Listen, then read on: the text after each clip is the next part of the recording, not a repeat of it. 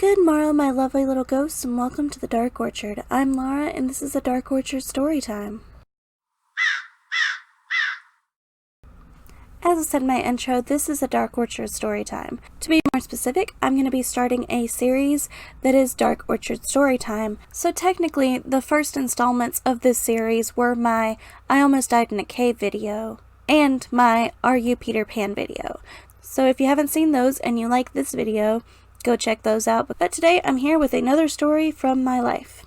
So without further delay, let's get started. Let's set the scene. This is the story of the Gucci Shades. I was at Hanging Rock State Park and we were at the Cascades. It was me and my friend. Just to keep her anonymous, we're going to call this friend Janice. Janice and I were at the Cascades for a photo shoot. She had gotten new Gucci shades, and as the photographer of the friend group, of course I was asked to take pictures of Janice in her new Gucci shades.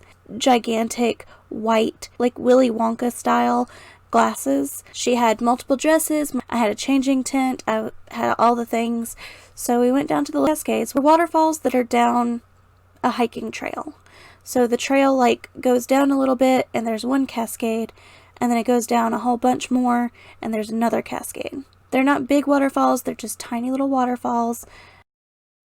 But they're pretty. Pretty's what mattered. So that's setting the stage for it. Shooting all day long, which was normal. It was very normal for me and my friend group to be out all day long. But this time it was just the two of us. And we hiked these trails all the time. We knew them like the back of our hand. We knew these trails and everything about them because we were there almost every day. Like at least once a week, twice a week. We were there all the time, taking pictures, just hiking, just having fun, enjoying the scenery, because Hanging Rock is a gorgeous place. But this day, we stayed out there from very early in the evening, showcasing those Gucci shades. We were having so much fun, in fact, that we let it get dark on us. We didn't notice how dark it had gotten until we came out of it and realized the sun was almost setting, and it takes a while to get from the lowest cascade back up, because unlike the lower cascades on Hall Road, which I mentioned in my Are You Peter Pan video, it's not just stairs all the way up to the top. You have to actually follow a trail, and it takes a while to get from the middle cascade up to the top where you park. And you park at the trailhead, so you have to go in and go out the same way. When we got there, the parking lot was full. By the time we got back up to the top, we had gathered all of our stuff in a hurry, and it was very dark. And when we finally got to the car, and in the car, there was only one other car in the parking lot, and they were right beside of us. Typical Laura, the second I get in the car, I lock the doors because I don't trust the car beside of us. And we're sitting there, we're discussing food, we're discussing where we're going to go next because we haven't eaten all day. We've been taking pictures. If you haven't guessed where this story's going, here's where I tell you. Those super expensive, beautiful Gucci shades, she didn't have them. When we picked up everything in a hurry, she didn't have them. So we reviewed the pictures.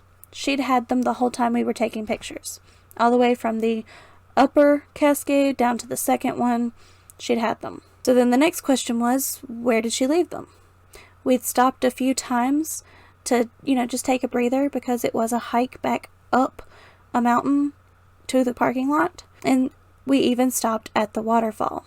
She thinks she left her shades at that last stop at the waterfall. I say let's stop by the visitor center and tell them you've lost your shades. Maybe they'll have a park ranger that will come down with you and check it out. I can't even fully get my sentence out before she has unlocked her car door and darted out of the car. They're little Gucci shades. Do you blame her? I really don't blame her. If I'd spent that much money on sunglasses, I think I might have done it too. Actually, no, I wouldn't have. I would have talked to someone and gotten someone to walk with me that is of authority and knows the woods better than I do. She thought she knew the woods perfectly. What we didn't count on were the people in the car beside of us. The second she's out of the door, I lock my door. I'm like, survival of the fittest. which, granted, probably not the best thing I could have done, but there's no cell service. And at the time, I did not have a good cell phone. I had a really crappy cell phone that barely sent text messages and definitely didn't call, especially if you were in the mountains. And I locked the doors and I grabbed her keys out of the ignition and I just held them because keys are a weapon. But then I see the guys beside of us take off into the woods and I'm like, she's gonna die. She's gonna die. I'm gonna have to drive. So I'm in a panic, just thinking over and over in my head, she's gonna die. They're gonna kill her. 2 guys just took off after her into the darkness of the woods, and there's nothing I can do. And they're gone for a while. Both Janice and the 2 boys from the vehicle beside of me are gone. And I look over. I haven't looked at the vehicle at all since I saw the boys go into the woods. I've been staring at the woods, just hoping I'm gonna see Janice coming out covered in blood, just running for her safety. But I glance over to the car beside of me and my heart starts to pound. The person sitting in the passenger seat of the car next to us looks like he belongs to a boy band. He is a slender blonde boy who is looking at his phone. And I look over, he's looking at his phone, so I look ahead again. I look over, he's looking at his phone. I look up again. And then finally, when I look over, he makes eye contact with me. And he looks like he's going to say something. So I look away. And then my peripheral vision picks up that he's opened his door. So I'm ready. I got that key in my hand. My doors are locked. And I'm just like, what's going to happen? So he gets out of the passenger door. And he goes around to the trunk. And I'm just like, He's going to get something out of there. He's getting a weapon. And I sink down into the floorboard. So then I hear the trunk close. And then I hear him talking. He's not talking to anybody. He's trying to communicate with me. And I'm like, no way. Just over and over in my head, this is how people get killed. This is how people die in horror movies. This is how people die in general. Do not respond to this person. Because if you respond, it's real. And it will all be real and it will all be scary. Something in me still was curious enough that I looked back at him. And he's like, got his hands up like this, like, I'm not scary. And he's gesturing towards the woods and saying, is your friend okay? Is your friend okay? At which point I'm like, okay, I'm gonna die tonight. Just flat out, what else is gonna happen? There's no way these guys are legit. So I crack open the window and I peek my head outside. And I say, what? Just very quick, what? He stays where he is. He knows I'm scared. He stays at the trunk, which of course terrifies me even more. But he stays at his trunk, or his friend's trunk. He talks to me, and he asks again, is your friend okay? And I was like, yeah, she forgot her sunglasses. And he's like, well, I don't want her to get freaked out or anything, but my stupid friends just ran after her. And I was like, I know, I saw. He was like, she just took off into the woods and it's dark. So their first instinct was to go after her. And I was like, and of course I'm thinking to myself, well, that was stupid. Now there's 3 people in the woods. Out loud, I say, well, now there's 3 people in the woods. And then we hear her scream. We hear Janice screaming to the top of her lungs like someone came at her and bludgeoned her, and that was her last scream. And he acted as surprised as I was terrified.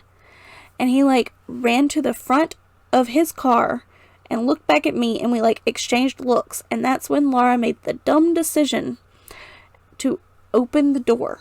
I opened the door and I looked, and here comes Janice running right at the car with the 2 guys chasing after her. We can see for a long way down the trail. She's got her cell phone light on, and all we see is just the blinking of her cell phone light as she's running. And then she trips. She trips like the first victim in a horror film opening scene. She trips. She falls over a log, and then because I'm half out of the car, for some reason all my fear and all of my precautions just went bye-bye. and I go running after her to see if she's okay.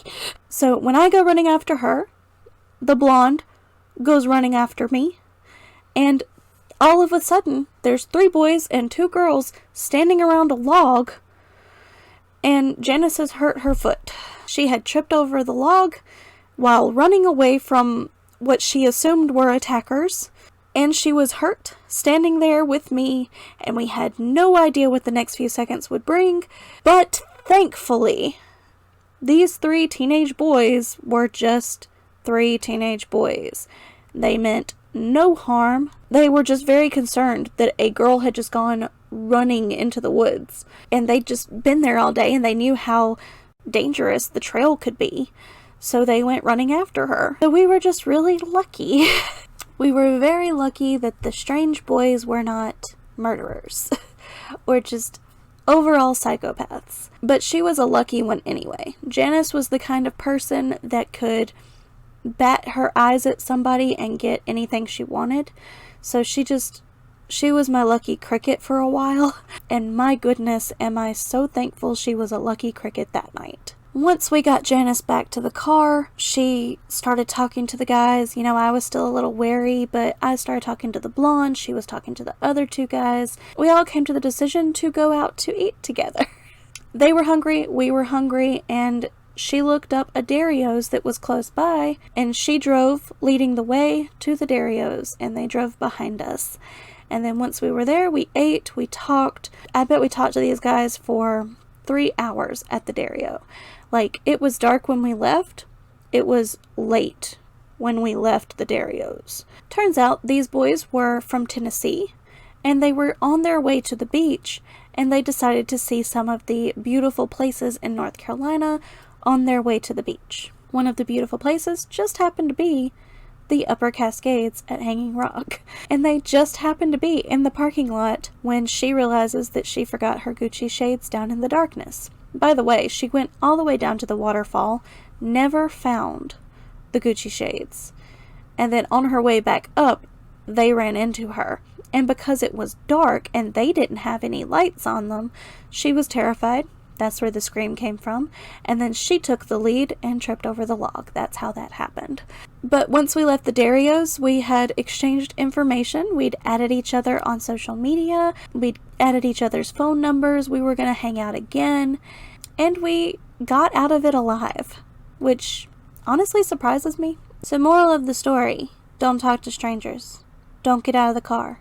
Don't do anything that I did, except stay in the car and use your keys as your weapon. So that is the story of the Gucci shades and how we could have died. Thank you so much for watching. I hope you enjoyed this video, and I hope you come around again soon. Say bye. Bye.